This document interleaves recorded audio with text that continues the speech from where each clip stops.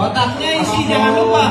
Di video ini saya ingin mengungkap satu kekonyolan dari Muhyiddin Habib ya teman-teman, yang tiba-tiba ramai sekali mengkomentari postingan saya, ramai sekali berbicara tentang jual-jual agama.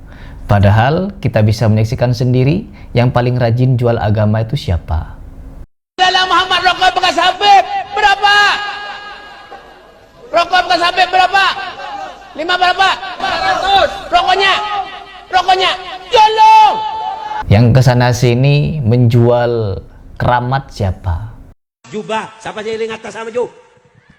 Mun tak ada berkira ke telepon jubah keramat nih kah? Ayo. Hah? 1 juta Kiai Zenur. Ayo tang jubah. Hah? 1,5 juta. 1,5 juta. Yang pergi kesana sini mendoktrin umat untuk percaya kepada keramat mereka siapa? Habib Abu Bakar Assegaf atau lebih dikenal dengan Habib Bakar, adalah salah satu wali majdub dari Gresik, Jawa Timur, merupakan cucu dari Habib Abu Bakar bin Muhammad Assegaf, yang disebut-sebut sebagai wali kutub. Ya terkadang banyak yang mengira bahwa Al-Habib Bakar bin Abu Bakar Assegaf gelandangan. Pasalnya Al-Habib Bakar bin Abu Bakar Assegaf selalu mengenakan sarung dan tak memakai baju. Namun siapa sangka dengan tingkahnya yang terlihat aneh, Al-Habib Bakar bin Abu Bakar Assegaf merupakan seorang wali Allah. Wali majdub satu ini terkenal dengan bau air seninya yang wangi. Bahkan sampai saking niatnya mereka membodohi umat, menjual agama, bawa kiswah palsu Nabi. Diam dulu, tenang dulu hadirin jamaah sekalian, mohon tenang. Kalau tidak tertib saya nggak bakal buka lagi, dan saya jamin saya nggak bakal buka lagi di sini. Jadi yang di belakang juga jangan ditarik kiswahnya, nanti rusak, nanti jatuhnya kurang ajar sama Rasulullah. Bawa kunci Ka'bah palsu Nabi.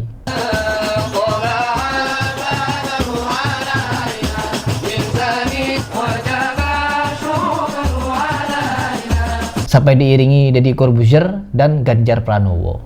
Dan tak berhenti sampai di situ teman-teman. Golongan-golongan yang rajin jual agama ini, mereka menganggap diri mereka adalah si paling benar dalam beragamanya. Sampai-sampai dibela, sayalah si penjual agama itu. Coba kita baca komentar dari orang-orang ini. Satu saja, agar umat melek. Ini edukasi ya. Ini edukasi bahwa kita buktikan siapa yang sebenarnya menjual agama ini demi kepentingan mereka. Akun palsu teman-teman. Yang berkomentar di akun Instagram saya adalah orang-orang yang menggunakan akun palsu dan meneriaki saya itu penjual agama, cari duit dari jualan agama.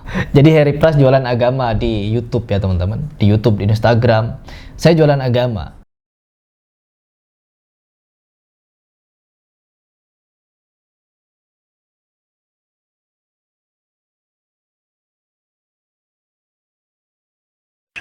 Cemen lah, mereka cuma dagang rambut Nabi beraninya di Indonesia lah gitu ya. Coba kalau benar itu rambut Nabi ya, rambut Rasulullah di Mekah lah, dicoba dagangnya di sana. Apakah diciumin sama orang Mekah?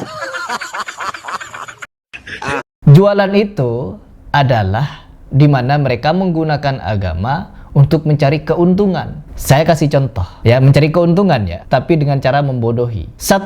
Habib jualan roti bekas dia gigit.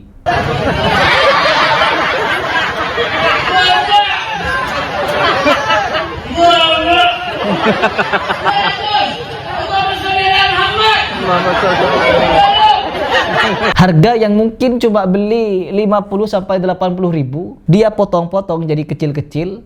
1 roti digigit, dijual, laku 100 ribu. Jual nasab. Karena di dalam tubuhnya mengalir darah Nabi, jadi bekas ludahnya itu bisa berharga ratusan ribu. Ada yang nawar 300 ribu. Ada yang nawar 500 ribu. Betapa mudahnya kalau semalam dia bisa jual 100 bungkus saja. Pulang-pulang bisa bawa uang puluhan juta dalam semalam. Jualan agama, jualan nasab. Perhatikan. Terus yang kedua, jualan kiswah Nabi. Ya, lelang-lelang jam dinding dan berbagai macam kegiatan mereka mencari keuntungan ketika berceramah. Embel-embelnya apa? Jualan barokah, jualan keramat, jualan nasab, parah-parah lagi jual ludah.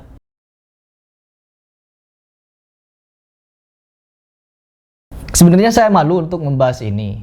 Cuman karena yang pembela para Habib ini ya sedemikian mengatakan saya jual agama, ya saya balikkan fakta itu. Karena saya tidak menjual agama. Saya membela agama dari pendoktrin umat yang membodohi umat dan nipu-nipu umat. Misalkan saya dapat uang dari YouTube ini yang tidak seberapa dibandingkan mereka yang jualan siwak bekas 1 juta. Saya mengedukasi umat, ya uangnya tidak seberapa dibanding mereka yang membodohi umat. Saya mendapatkan uang dari YouTube yang dimana penonton saya banyak. Ya, penonton saya 1 orang ketika nonton video saya, dia mendapatkan edukasi yang banyak hanya dengan meluangkan waktu beberapa menit saja nonton video saya dan tanpa dia bayar apapun. Karena rata-rata mereka sudah punya langganan wifi di rumahnya masing-masing atau langganan kuota. Dan saya tidak pernah mendoktrin kalau saya berkeramat, saya ini hebat, saya ini punya karomah. Kalau kalian nonton saya, kalian akan masuk surga, kalian begini-begini.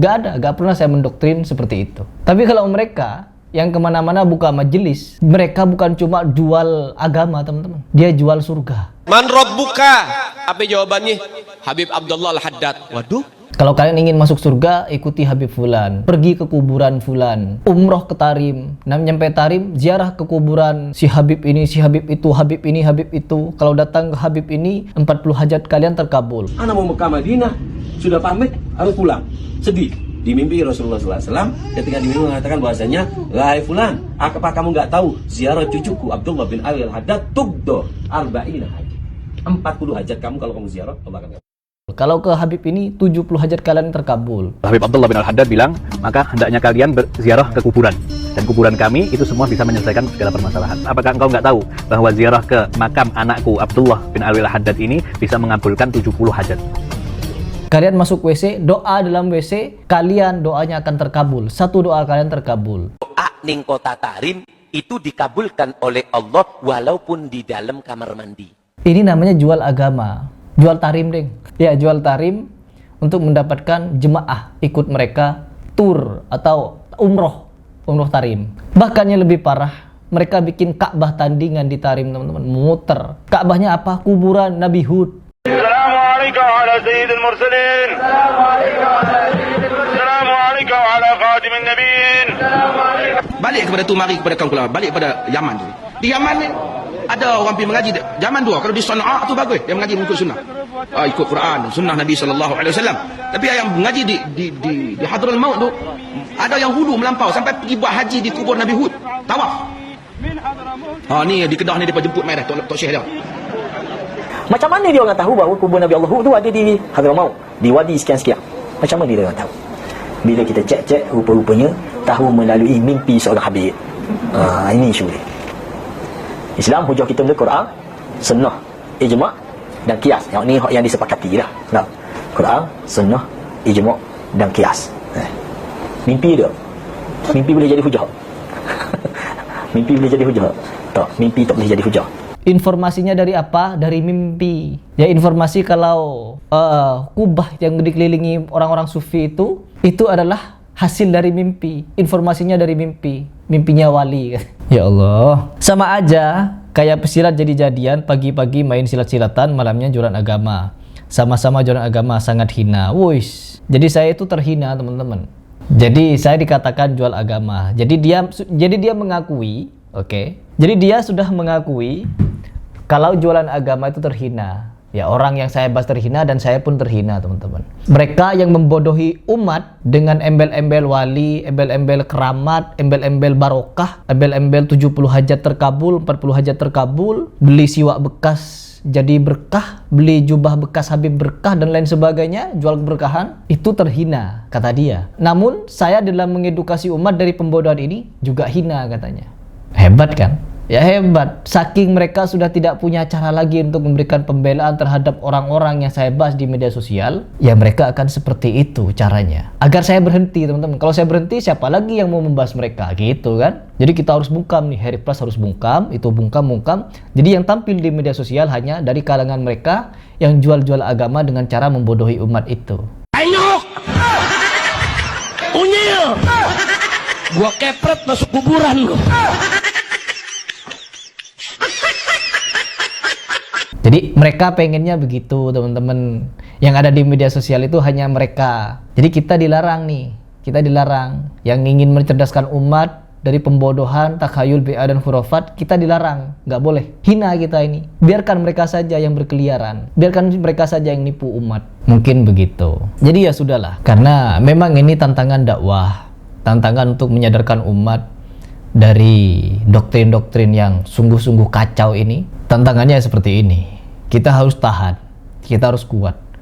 Dan bagi teman-teman yang ingin memfollow saya di Instagram, silahkan follow saya di Instagram. Karena di Instagram itu media saya diskusi atau mendapatkan informasi dari kalian. Dan YouTube adalah media saya menyampaikan apa yang kalian bagi ke saya. Ulasan-ulasan saya adalah apa yang kalian share kepada saya. Jadi tetap mau apapun teriakan mereka, apapun cara mereka untuk menggembosi kita tidak boleh berhenti. Apalagi hanya dituding jual agama. Ini namanya maling teriak maling, teman-teman. Yang jual agama dari golongan mereka, yang dituding menjual agama ya kita. Pelakunya mereka, yang dituding kita. Ya Allah.